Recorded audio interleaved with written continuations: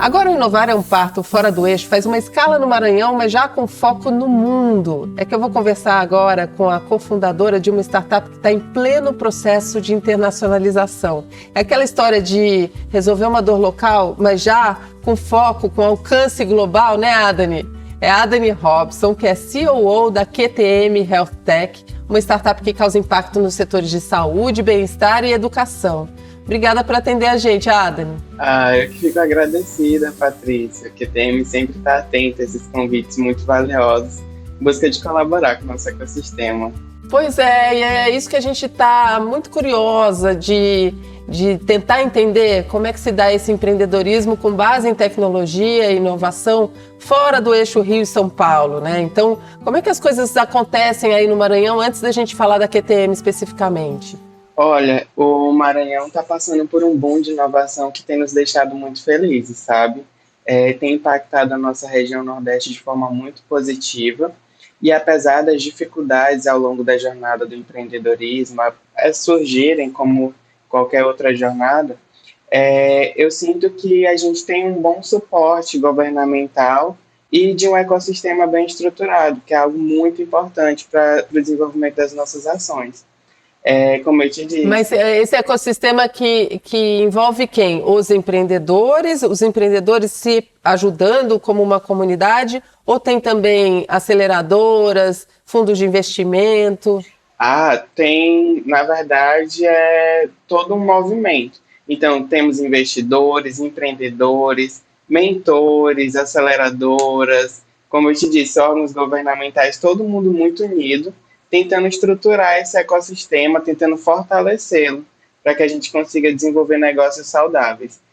Como eu te disse, investir aqui no Nordeste não é fácil, é realmente uma jornada que a gente começa um pouquinho atrás, por conta de questões históricas e todo o processo que a gente já sabe muito bem, mas que com a ajuda desse ecossistema, de toda essa estrutura, a gente tem conseguido avançar bastante. Mas o mais importante no processo de inovação é a cultura, né? E aí, se é uma cultura que está aberta ao novo, a mudanças de hábito, a observar a sociedade se transformando, já é meio caminho andado também, né? Exatamente. Você acha que tem isso ou ainda é uma sociedade muito patriarcal, como sempre foi o Nordeste, a coisa do coronelismo e tal? Você está sentindo uma evolução nesse sentido também? Olha, estou sentindo. Eu, como uma mulher travesti, não posso deixar de citar a minha vivência, né, nessa área. E eu confesso para ti, eu vim da área do direito antes de chegar na tecnologia, então eu tinha um medo muito grande de chegar na área da tecnologia e não ser bem recebida, não ser bem acolhida. E, por incrível que pareça, eu fui muito surpreendida positivamente pelo ecossistema. Pessoas muito acolhedoras, oportunidades transcentradas, oportunidades voltadas para pessoas em situação de vulnerabilidade. Tem toda uma questão de compreensão. É claro que, infelizmente, por muitas das vezes, mais de 90% dos momentos, eu sou a única travesti nos eventos de inovação aqui. Eu sou a única travesti que está frequentando, que, por exemplo, é diretora de startup. Então, isso ainda me incomoda, mas os avanços e o desenvolvimento local e o comprometimento das pessoas em construir uma nova realidade é algo que me alimenta a alma. E a partir do momento que eu entendo que eu tenho essa visão política, essa vivência política, eu posso abrir portas para uma comunidade mais diversa e para outras pessoas também se sentirem mais acolhidas. E, infelizmente, a realidade é essa. Não é como se as pessoas não fossem ser acolhidas dentro do ecossistema. Temos um ecossistema muito acolhedor, mas é muito mais sobre o acesso a ele, a dificuldade das pessoas trans chegarem até ele. Isso por questões históricas, estruturais, pessoas trans têm uma grande evasão escolar, a área da tecnologia exige um nível de especificação muito grande. Então, tem uma série de parâmetros e situações que devem ser debatidas sobre óticas diferentes. Às vezes, uma ótica de uma política pública e, enfim. Contando da sua história nesse aspecto, como é que foi você chegar até a tecnologia? e esse aspecto do gênero te acompanhando nessa educação até que você pudesse acessar a tecnologia e a inovação? Então, a minha história de transição e tecnologia tem tudo a ver. É mesmo? Acaba que elas caminharam juntos por um longo tempo. No comecinho da minha transição, eu estava passando por alguns problemas difíceis, questões pessoais, de relacionamento e tudo, e acabei entrando em depressão. É muito comum no momento da transição, todo aquele turbilhão de emoções, e eu precisava de algo para me entender. E naquele momento, a Juliana, que é minha irmã, somos sócios na QTM Health Tech, estava tentando me ajudar e disse assim: Dani, eu descobri que a hipnose é um excelente auxílio para essa questão. Da depressão. E aí, da depressão. E eu estava com muito medo, sendo bem sincera. Era algo muito novo para mim. Antes eu tinha contato com as práticas integrativas e complementares só mesmo por meio da ventosa. Era a única que eu conhecia. Então, algo que envolvesse a mente era muito imersivo para mim. Só que eu não estava bem. E ela via isso, e ela tentando me ajudar, foi aquela coisa, ela pegou e disse assim: e se eu fizer o curso de hipnose, me formalizar, você teria coragem de fazer? Com ela. Caramba! Com ela. Aí eu disse assim: mulher, teria. Aí sim eu teria, seria tudo. E aí, beleza, ela foi lá, se especializou, fez uma série de cursos, foi acho que mais de 6 meses entre viagens e cursos presenciais, e ida para São Paulo, porque tem toda uma questão de formação. E aí ela se formou, fez a hipnose em mim e foi um girar de chave. É mesmo? A minha cabeça mudou, completamente a minha realidade mudou, a minha autovisão, minha aceitação sobre o meu corpo e todo aquele processo de transição tão doloroso foi aliviando. Então, nesse ponto, nasci a QTM, porque após eu passar pelo tratamento da hipnose, tratamento terapêutico, a Juliana ela foi buscando outras técnicas para tornar a minha qualidade de vida naquele momento ainda mais leve, as questões ainda melhores. E aí a gente foi agregando um monte de práticas integrativas e complementares e percebeu que elas são complexas, são várias práticas que unidas elas trazem o bem-estar, trazem a saúde, manutenção, e tudo aquilo foi impactando muito a gente. E aí, a partir do momento que eu já estava me sentindo melhor, já estava de alta médica, já estava tudo perfeito, a gente pegou e disse assim: cara, não tem como eu guardar essa coisa tão boa só para mim. Eu preciso que pessoas em situação de transição tenham acesso a isso, que mulheres, que mães, pessoas que estão vivendo estresse num momento tão intenso tenham acesso a isso. Eu tô achando super interessante a sua história, porque se a gente parar para pensar, você foi quem validou o MVP da sua startup, né? Quer dizer, você foi a primeira paciente da startup que você acabou fundando, você testou, validou o mercado. E aí, a sua irmã é sua sócia, que foi quem foi buscar conhecimento para montar aí os produtos e os serviços que vocês oferecem. Sensacional, tô achando. E nesse momento, a questão das terapias, elas já faziam parte da nossa vivência individual. Sim. Era mais práticas de autoconhecimento, como mindfulness, aquelas meditações em ambientes abertos, yoga e tudo. Só que eu não tinha tido contato com algo tão imersivo quanto a hipnose. E aí, a ideia era que a gente pudesse levar esse conceito todo para Dubai. Depois que eu passei pelo tratamento, que eu já estava melhor, a gente começou a maturar isso e tornar esse conceito mais robusto, porque a gente viu como uma função social, muito mais do que uma saída de negócio.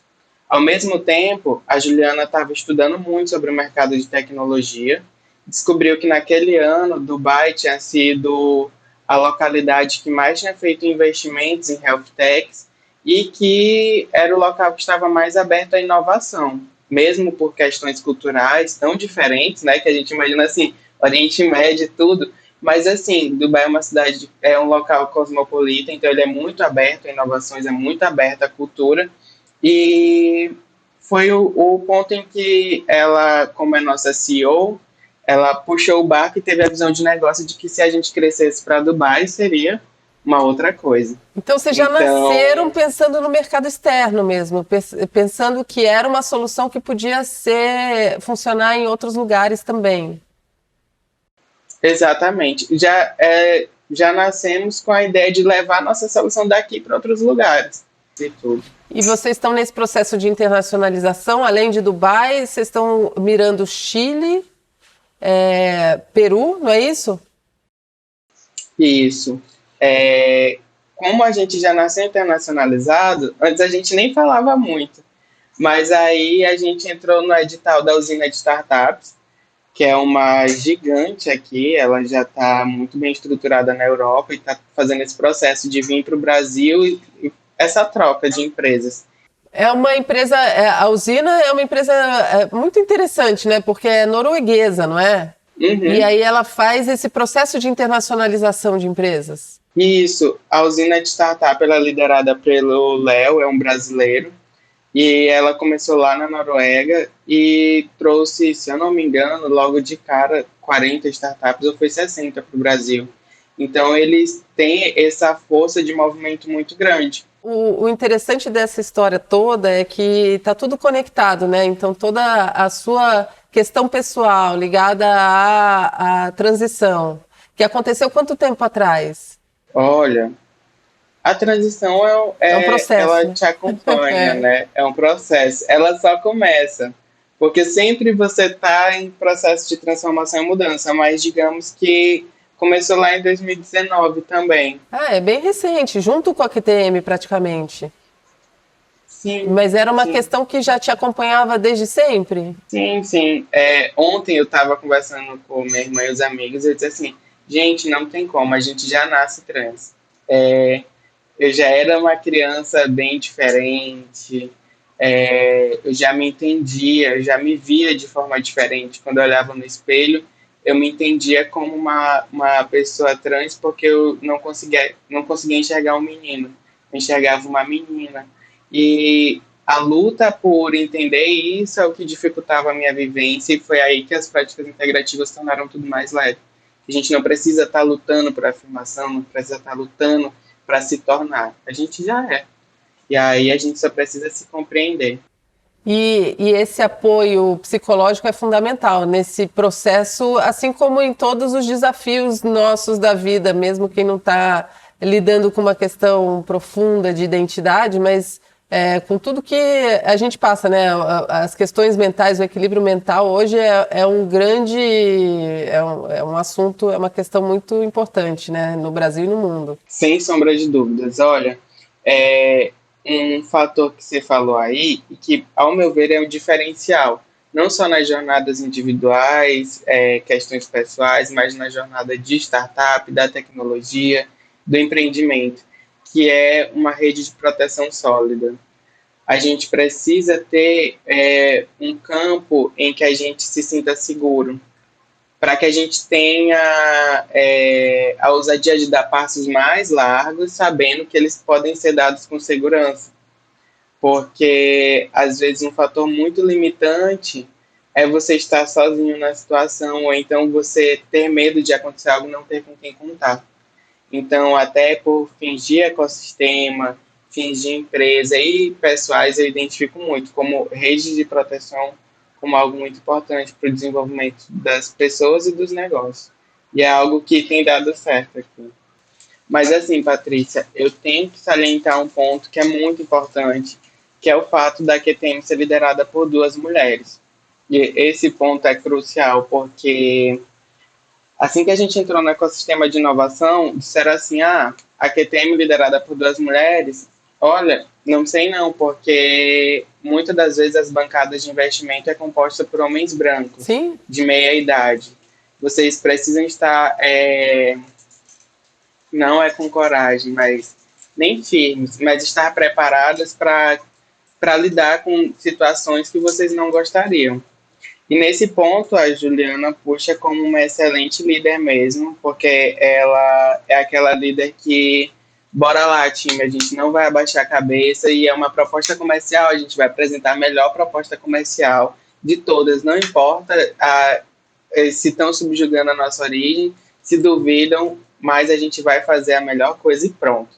E é sempre assim, buscando a excelência por entender que o local que a gente ocupa, de mulher preta, trans, travesti, parda, é muito subestimado, subjugado.